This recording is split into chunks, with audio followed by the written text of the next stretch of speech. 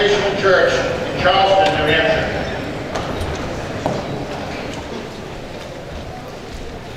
Let us pray. Gracious God, we don't have to invite you here because we know you are already in the room, and we thank you for your presence with us today. You lead us to what is true and good, so that the human community may come to reflect your own loving order.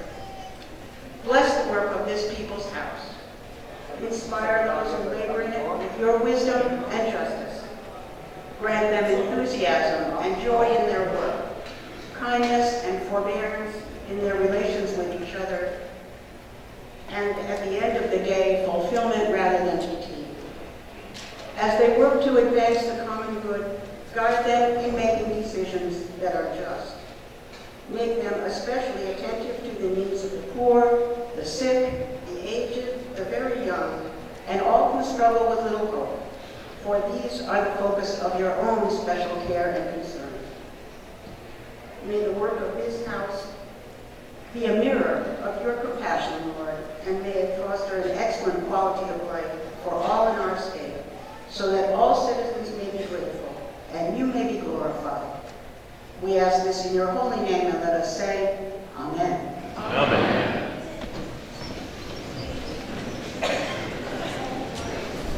The chair recognizes the member from Nashua, Representative Edith Hogan, who will lead us in the Pledge of Allegiance.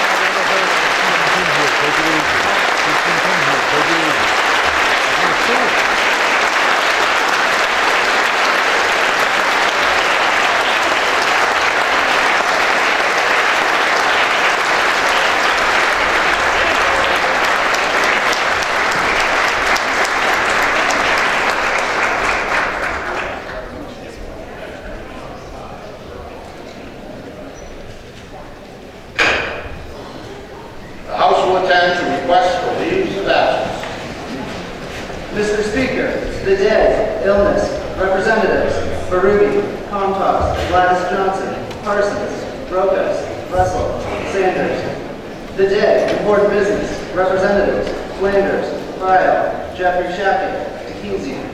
The dead, illness in the family, representatives, Francis Chase, and Delimas. These leaves of absence shall be granted unless otherwise ordered by the House. The House will attend to introduction of guests. Mr. Speaker, please welcome Emma Williams and Dylan Barlow, students at Bishop Curtin High School, pages for the dead.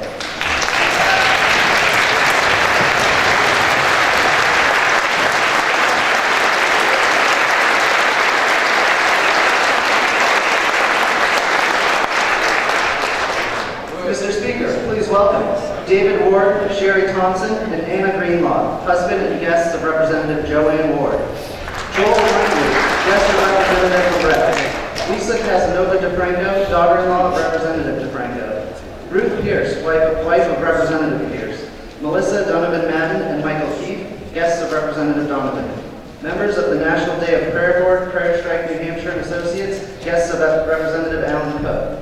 Roy and Karen Barron, Jerry Andrea, and Christy Barrell, parents of the singer, guests of Representatives Avalani, Como, and Nelson. Fourth graders from Groveton Elementary School, guests of Representative Moynihan and Rideout, and fourth graders from Stratford Elementary School, guests of Representatives Fothergill and Rappaport. They are with us in the gallery today. Welcome to the New Hampshire House.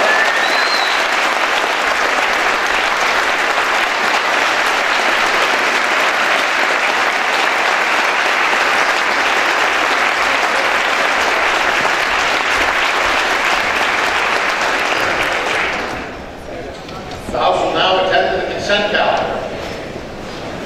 Representative Flanagan moves that the consent calendar with relevant amendments as printed in today's House record be adopted.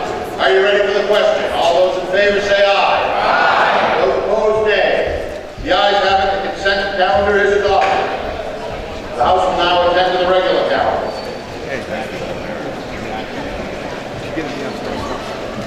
The Committee on Public Works and Highways, to which was referred, House Bill 25, an act making appropriations for capital improvements.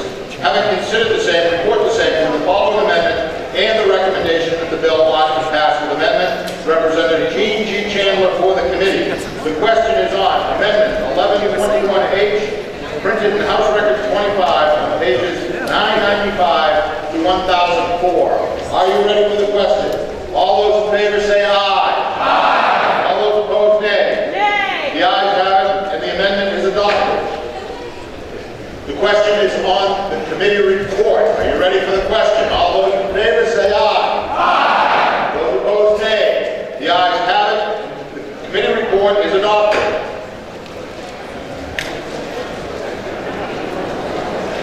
Chair recognizes Representative Inch for a motion. Mr. Speaker, I move to special order House Bill 2 to the next order of business. Motion on the question of moving House Bill 2 with the next order of business. Are you ready for the question? All those in favor say aye. Aye. Those opposed, nay. The ayes have it, and the motion is adopted.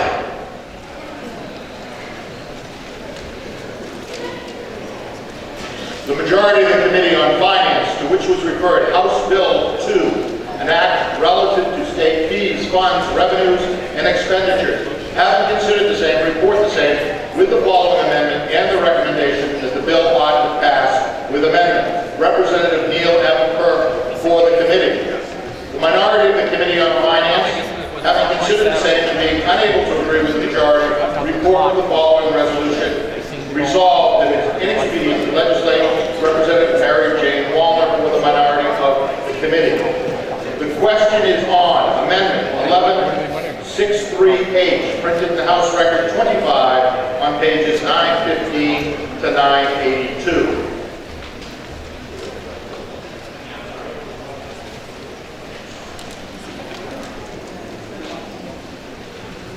The chair recognizes the member from Dunbar, Representative Cole, to speak against the amendment. Member declines.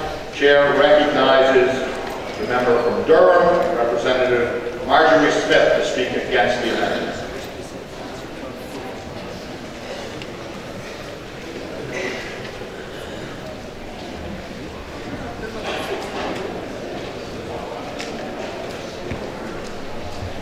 Speaker.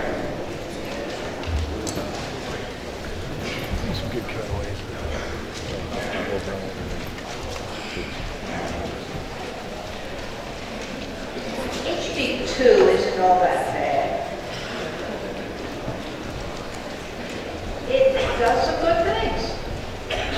It relieves agencies of unnecessary and duplicative reporting obligations. Streamlines some functions, requires the liquor agency to take responsibility for some of its own expenses, and it provides power for the Attorney General to review certain contracts. So it's not all bad. But, Mr. Speaker, where it is bad, it is horrid. The state and public employees unions worked hard to enter into a collective bargaining agreement before the budget came to the legislature. They did it so that there were no last-minute surprises. This bill dishonors that agreement, and by so doing, dishonors our hard-working public employees, many of whom are being asked to do more and more with less compensation and less support. And ignoring the protected language agreed to by the state and the unions, while also, by the way, violating federal law. There is blustering language in here about something that doesn't even yet exist, something that is called a Cadillac tax, a little cute name. We are a tourist state. The economic experts who spent a lot of time with Finance and Ways and Means stress the importance of tourism in our economy. HB2 strikes portions of funds to support our tourist industry and all the private businesses in that industry and the workers. Verifiable statistics show that for every $1 that travel and tourism invests, the state itself gets $8. This bill dishonors those in the tourist and hospitality business owners and workers. The bill eliminates any pretense that the state has an office of planning. What better demonstrates our short-sightedness? It suspends payments of liquor revenues to alcohol abuse prevention and treatment. If your head is buried in the sand, you don't know about the kinds of problems we're having in this state with alcohol and drug abuse. And this bill raises this renewable energy fund of almost all of the money to be used to help businesses, cities, and towns and citizens. No downshifting? That, Mr. Speaker, is an April Fool's joke. It suspends school business aid. It freezes distribution of means and rooms revenue to cities and towns at no more than the fiscal year 15 months. It suspends congregate housing services. It suspends revenue sharing to cities and towns. It puts an incredible burden on our town moderators and town clerks who have begged us not to put on them the burden of providing their own cameras in violation of existing law in order to take pictures of voters.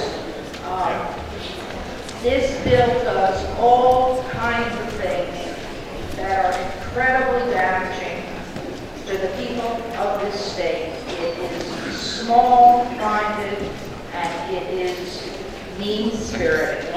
I ask you to vote against House Bill 2. The amendment.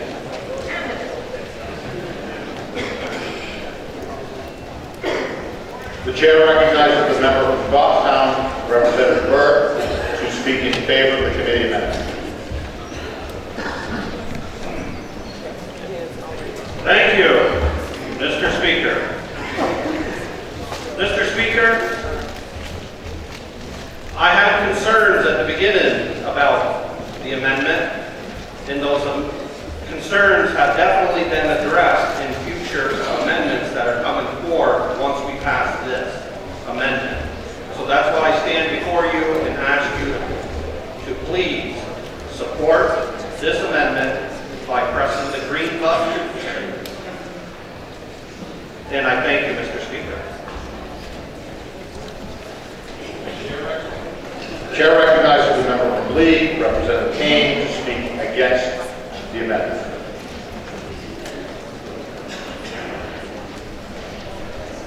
you, Mr. Speaker. Thank you for your attention, members of the House. I stand before you today to address an issue in this proposal which has not yet been aired. It has not seen the light of day. It had no hearing. It was not discussed in the legislative briefing. Yet it constitutes the greatest ever affront to our New Hampshire legislative process, and it surely makes history and goes beyond the pale. There have been small intrusions to dedicated funds in the past. I've had research done on this, and I conclude that the one in this budget, what is here being proposed, is the mother lode of them all. Quadruple, quintuple, any that has been put forward in the past. $50.8 million from electric ratepayers, if successful, would result in eradication of a very, very productive program. Just to fill potholes or whatever happens to stand in the way of making something up to make the numbers of inflows and outflows match. Please, just hold that thought for a bit while I take us back in time to explain where the targeted fund originated. That's the Renewable Energy Fund. It came along with the Renewable Portfolio Standard. In the years leading up to the passage of that legislation, there were many, many stakeholder groups and meetings. Everyone got input to the process. And ultimately, there was consensus in this body and all around to create a truly New Hampshire approach for a long-term strategy to deal with the fact that we are unique in terms of our energy sources in this part of the world, and particularly in New Hampshire. The legislation came out in 2007. It was and is a targeted approach, focusing on energy sources our state could credibly employ,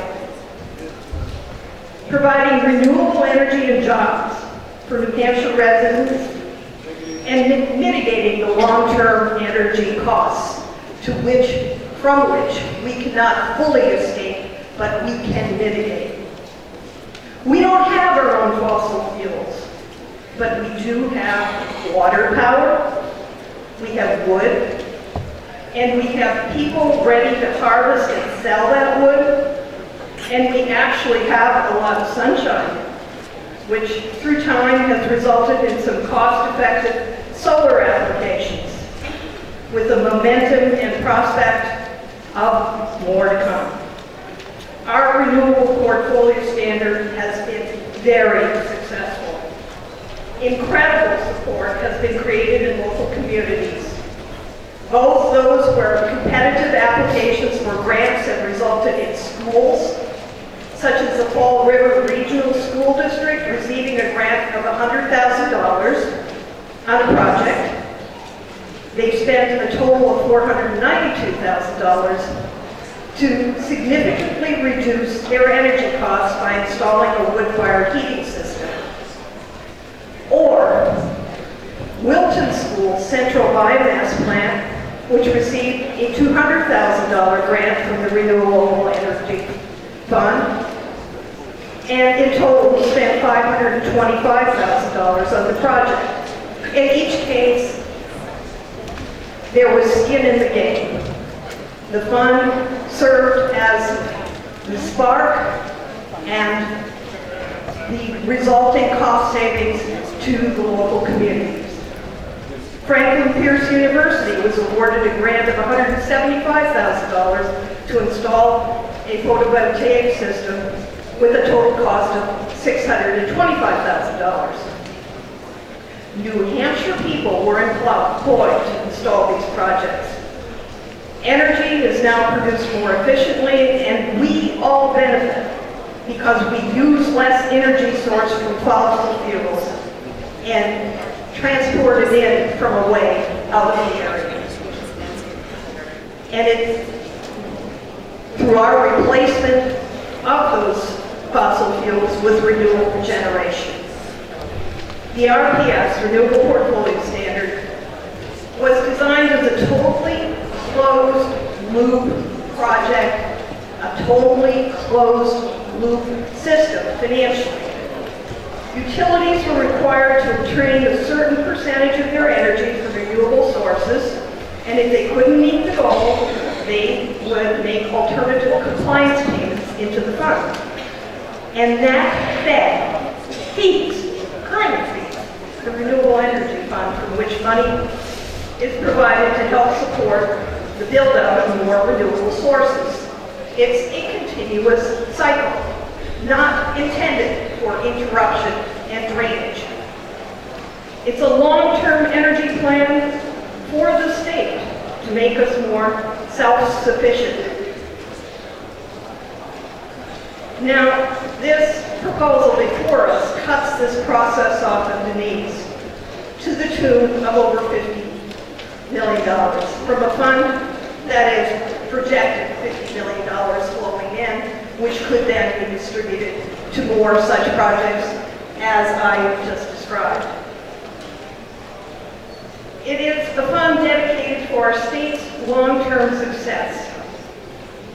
And we're going to spill that money out where? Where? Into the general fund? This kind of robbery is unprecedented in New Hampshire history. In the time I and many before me have sat in this hall.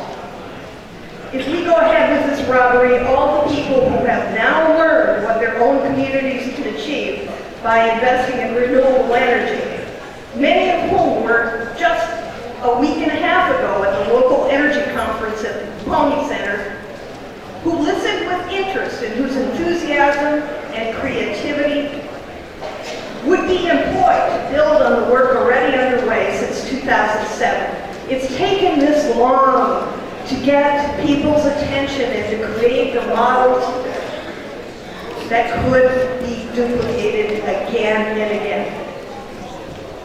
Please, don't pull the rug out from under this. Think twice.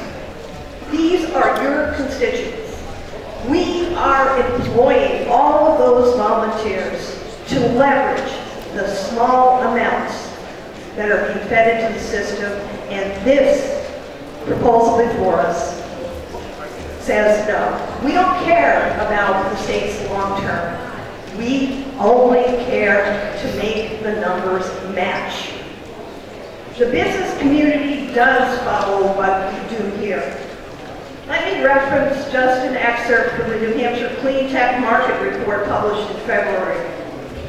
Clean tech work, that is the projects that like the ones I've just described, it generates a higher amount of job and economic activity in New Hampshire than the overall New Hampshire economy on average. Those people are paid more than the average. Those are jobs for and in New Hampshire.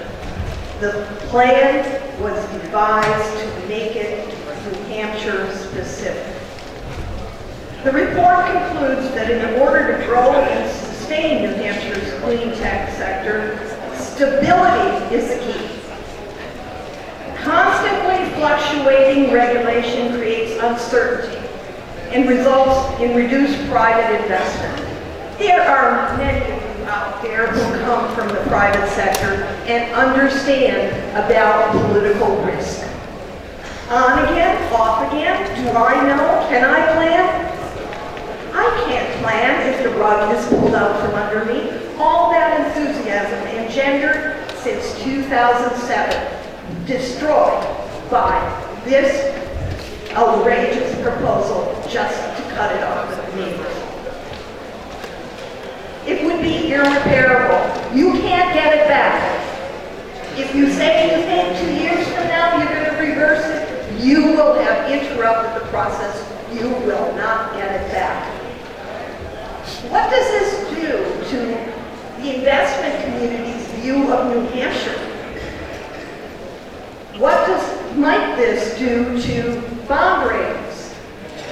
If we are this knee-jerk reaction and it's so short-sighted, what will the long-term view be for those who might want to relocate their businesses here to New Hampshire? Uncertainty and political risk tied inextricably. And that is what is going to make this proposal balanced, because we didn't take the time to work it out. In January 6th, there was an op-ed that appeared in the Conway Daily Sun titled, "A Legislative Agenda Republicans Can Be Proud of," by the House Majority Leader. And I quote, "This will be a budget based on realistic revenue estimates without any bonding or accounting gimmicks," I'm with them so far, "and will not downshift costs to property taxpayers," also a good idea, "or raid dedicated funds." This is the biggest mega load of raid ever been proposed. Let's hold true to this promise, Representative, and vote this budget proposal down. Obviously, I'd like you to vote red. Will the member yield to questions? The member does not yield. Chair recognizes the member from Hudson, Representative Ober, to speak in favor of the amendment.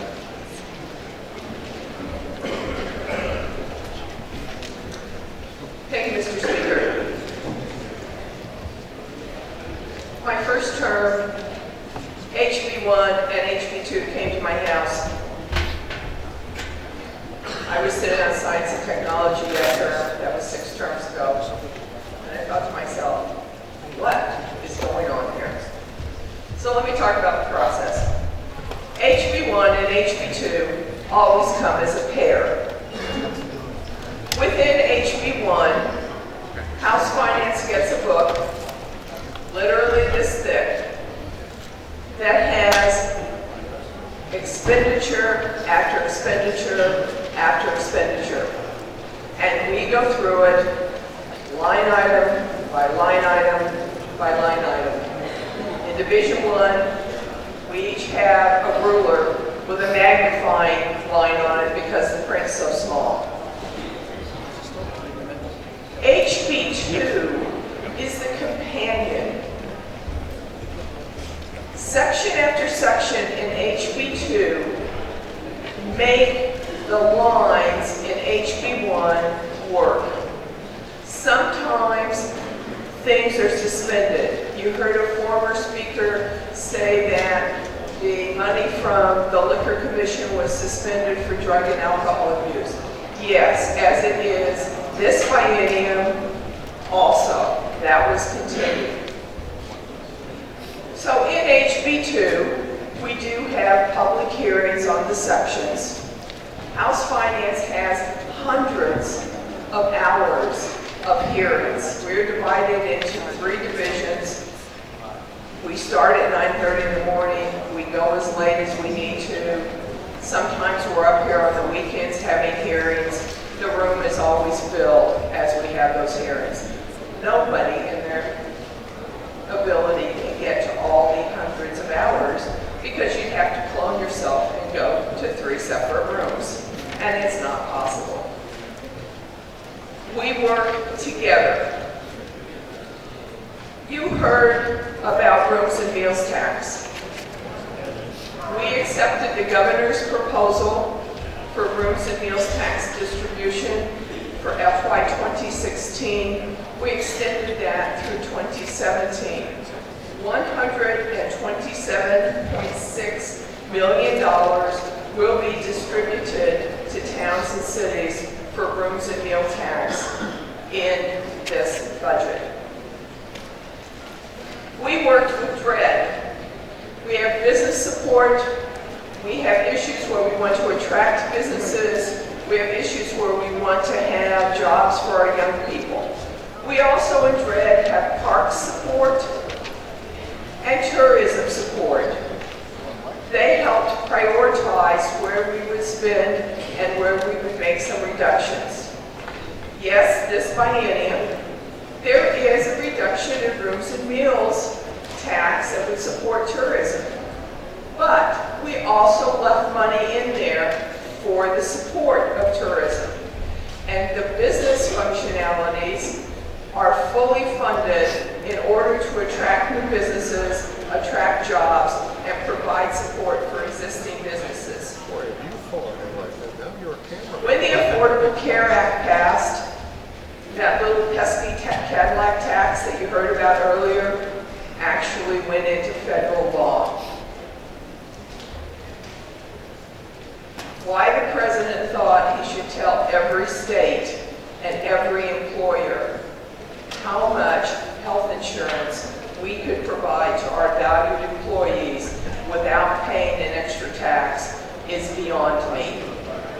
But that is federal law. Working with the people in the Department of Administration Services, we have made minor changes to the health insurance for the retiree health plan because it's not under a contract. And we have gotten it below the threshold where we will have to pay the Cadillac tax.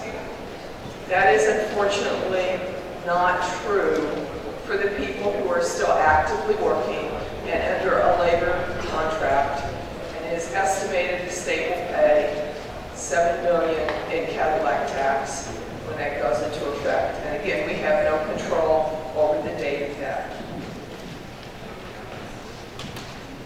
A couple of weeks ago, everybody became aware of the dire funding situation in the Department of Transportation. A funding situation that has been prevalent almost every year I've been up here. But as costs rise, as each of us strives to buy a car that gets more miles per gallon, as people switch to electric cars and hybrid cars, the gas tax, i.e. the road toll that is supposed to be a user fee, goes down. You couple that with some of the issues that were discovered by the study committee that completed the study of the Department of Transportation this past summer, and you can understand some of the funding issues. Then we had the winter to end all winter. One of my neighbors is currently shoveling out her daffodil bed.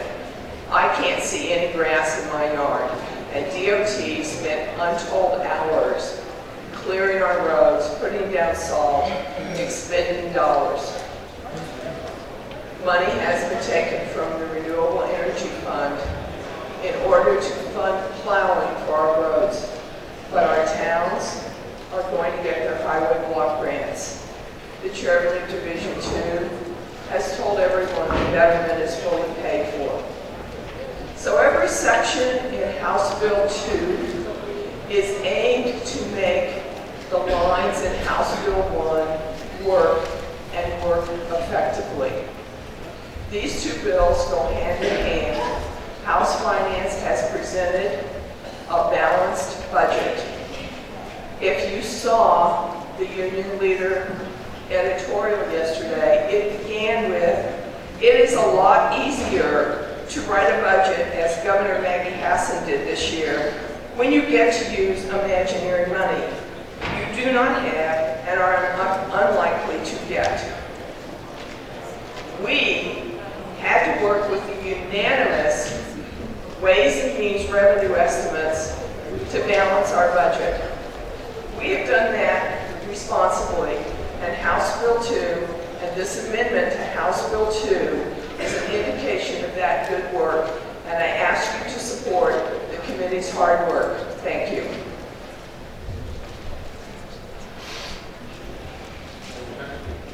Does a member yield a question?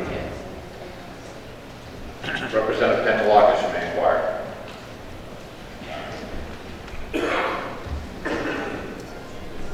Thank you, Representative, for taking my question. They took money out of police standards and training a few years back, and it was not replaced. Do you really feel that this energy money will be replaced?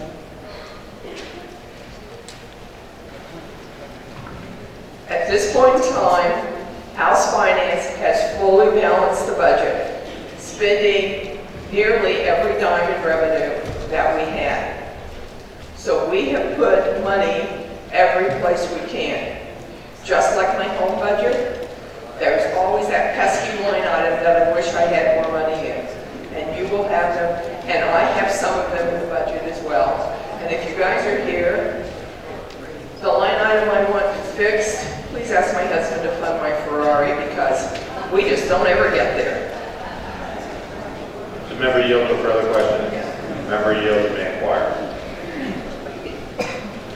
Thank you, Representative, for taking this question, but isn't there a law on the books that says that you have to give a small portion of liquor money to this fund on alcohol?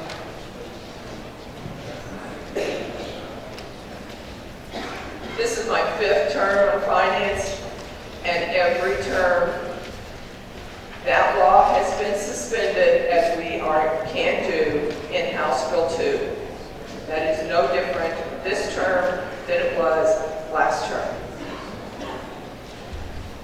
Chair recognizes the member from Nashville, Representative Rosenwald, to speak against the amendment. Thank you, Mr. Speaker. I rise in strong opposition to the committee amendment. This budget is a twisted tale of broken promises. This amendment enables a budget that breaks its word to voters, to taxpayers, to employers and employees, to the elderly, to people with mental illness or disabilities. It is a budget with shocking and Dickensian assaults on our economy and its citizens.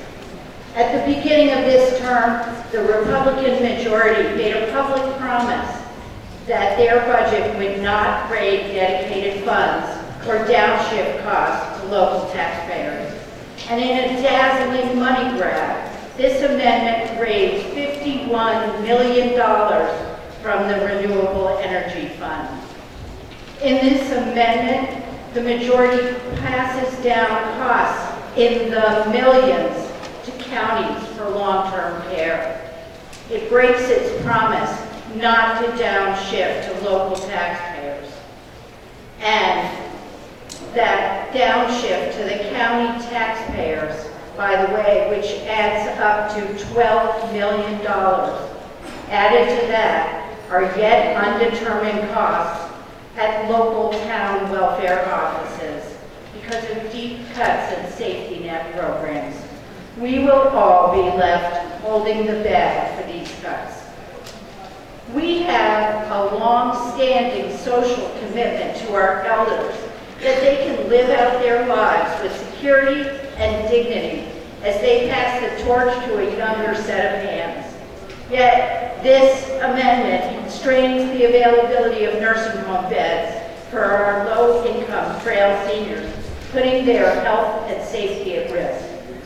We have a social commitment also to individuals with developmental disabilities and their families, but with several distinct programs combined into one pot of money, vulnerable populations will find themselves pitted against one another as they struggle to access critical services that are not adequately funded. Our business community has been clear they need a healthy workforce, and they are sick of the impact on their insurance premiums that come from uncompensated care costs. The failure to extend the New Hampshire Health Protection Program breaks our promise to help reduce uncompensated care. And I agree with the chairman of the Finance Committee that when he stated that once begun, it would not be humane to discontinue the Medicaid expansion. And I also agree with his statement last week when he told the committee and the public that this budget won't promote economic development or attract youth to the state. Mr. Speaker, these are two promises we cannot break if we are committing ourselves to a prosperous New Hampshire. House Bill 2, this amendment, enables a budget so filled with broken promises as to shatter our prospects for a better tomorrow. For the sake of our future, we must vote down this amendment. And Mr. Speaker, I would like to request a roll call vote. Thank you. Will the member yield to questions? Member does not yield. Chair recognizes the member from Ware, Representative Kirk, to speak in favor of the amendment. He is the final speaker of the debate. Thank you, Mr. Speaker. I rise in support of the Finance Committee amendment to House Bill 2. It contains the necessary provisions to allow House Bill 1, the dollar part of the budget, to be executed appropriately.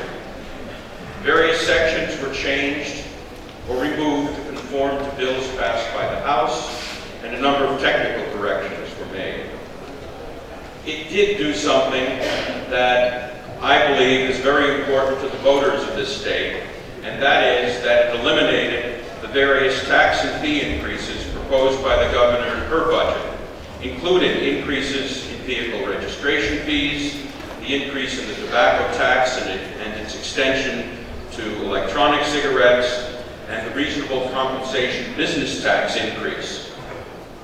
It also, I believe, meets the expectations, or at least the wishes of the people of this state, not to engage in expanded Medicaid. As you know, under current law, the expanded Medicaid program ends December 30th, 2016. The governor, in her budget, proposed to extend that. House Bill 2 does not do so, and therefore fulfills current law. I would point out that all those people who are receiving these additional benefits during this 2-year period have also received a notice informing them that this is a 2-year program that will expire on December 31st, 2016. So should this program expire as is proposed, there will be no question that these people were aware of it when they entered the program, and there will be no surprise.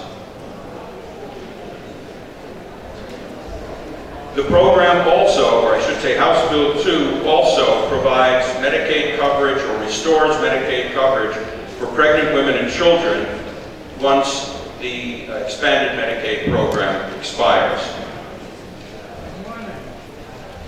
House Bill 2 also does something that I think all of us wanted to have done, and which the Finance Committee heard wanted to have done, and that is we have fully funded, or almost fully funded, our State Department of Transportation so that the highways of the state will be plowed and maintained for the next 2 years as they are now. As you heard, this required finding money to pay for this, and this bill does in fact take money from the Renewable Energy Fund to support in part the Department of Transportation. Never an easy decision, and certainly it was a lot of money. But when you balance the short-term needs of the state to make sure that highways are funded and maintained for the next 2 years against the long-term advantages of having a renewable energy fund, our judgment, and I hope your judgment, was that that was a necessary trade-off. One last thing, and there are many things in this budget, in this bill, that are necessary, but one last thing I'd like to point out that perhaps hasn't been brought up yet, and that has to do with the Sununu Youth Development Center. That center was built for 144 children. There are currently 37 children in there in residence now, and we expect another 13 or so as a result of the change in the age of majority to 18. We have provided money for dealing with these children in a very responsible way. We've said that they need to reduce their costs to make sure the children are cared for with respect to the taxpayers' funding as well as the children's need, by giving them the average daily amount per child that they could, if they chose to do so, place these children in regional or local private service providers' facilities. So the Sununu Center is funded at a level that is responsible to taxpayers and has alternatives to meet the needs of the children. There are many other decisions like that, and that was just an example, where we tried to do things that made this budget responsible to our most vulnerable populations and also respectful of voters' expectations and taxpayers' wishes. It is never easy. You and I, if we look at any particular line in the budget, or indeed any particular line in House Bill 2, any particular section, could say, that's not good. And we'd agree on that. But on balance, overall, this is the kind of necessary compromises we have to make to deal with the pressures facing us. And I would ask that you vote in favor of the Finance Committee amendment. Thank you. Will the member yield to a question? Member yields. Representative Emerson, you may inquire. Thank you, Mr. Speaker, and thank the representative for taking my question. I was told if we did not pass this amendment, that all the other amendments would die. Is that correct?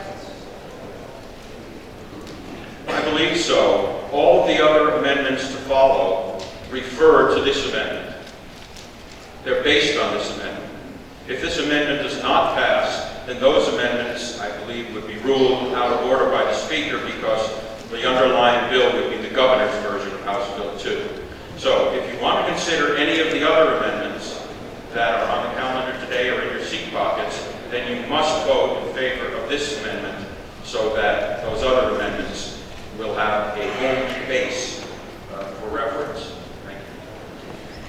The question is on the adoption of the Majority Committee report on House Bill 2. A roll call has been requested. Is that sufficiently seconded? It is sufficiently seconded. This will be a roll call vote. Members will take their seats. Members are reminded to turn on their voting stations.